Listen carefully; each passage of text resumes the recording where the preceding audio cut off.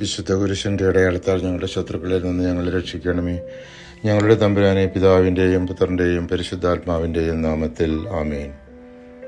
ഏസാവ് യാക്കോബിനെ കൊല്ലുമെന്ന് ഭയന്ന റെബേക്ക യാക്കോബിനെ അവരുടെ സഹോദരനായ ഹാരാനിലുള്ള ലാബാന്റെ അടുത്തേക്ക് ഇസഹാക്കിന്റെ അനുഗ്രഹത്തോടെ പറഞ്ഞയക്കുന്നു.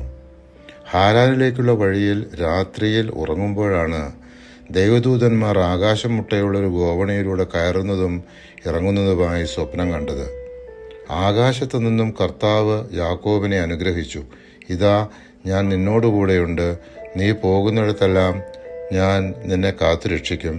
നിന്നെ ഈ നാട്ടിലേക്ക് തിരികെ കൊണ്ടുവരും. നിന്നോട് പറഞ്ഞതൊക്കെ നിറവേറ്റുന്നതുവരെ ഞാൻ നിന്നെ കൈവിടുകയില്ല.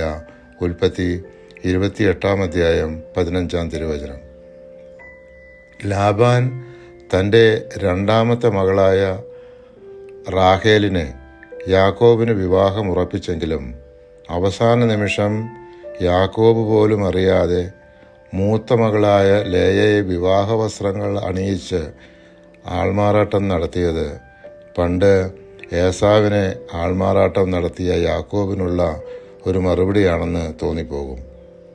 ലാബാനു വേണ്ടി 7 വർഷം ജോലി ചെയ്തതിന് ശേഷം കിട്ടിയ ലേയയ്ക്ക് പുറമെ മറ്റൊരു 7 വർഷം കൂടി ജോലി ചെയ്തതിന് ശേഷം റാഹേലിനെ യാക്കോബിന് വിവാഹം ചെയ്തു കൊടുക്കുന്നു. യാക്കോബിന് ലേയയിലുണ്ടായ 4 മക്കളാണ് റൂബൻ, ശിമയോൻ, ലേവി, യൂദ. വന്ധ്യയും ലേയയോട് അസൂയമുണ്ടായിരുന്ന റാഹേൽ പണ്ട് സാറ അബ്രഹാത്തോട് പറഞ്ഞതുപോലെ തൻ്റെ പരിചാരികയായ ബിൽഹായിലൂടെ തനിക്കൊരു കുഞ്ഞിനെ വേണമെന്ന് യാക്കോബിനോട് വാശി പിടിക്കുന്നു. യാക്കോബിന് ബിൽഹായിലുണ്ടായ മക്കളാണ് ദാനും നഫ്താലിയും.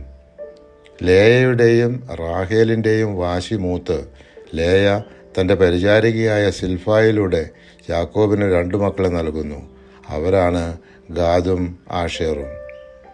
പരിശുദ്ധാത്മാവെ, തിരുവചനത്തിൻ്റെ അനന്തശക്തിയാൽ ആത്മാവിൻ്റെ ദാനങ്ങളും ഫലങ്ങളും നൽകി തീഷ്ണതയാൽ ഞങ്ങളെ ജ്വലിപ്പിക്കണമേ. ആമേൻ.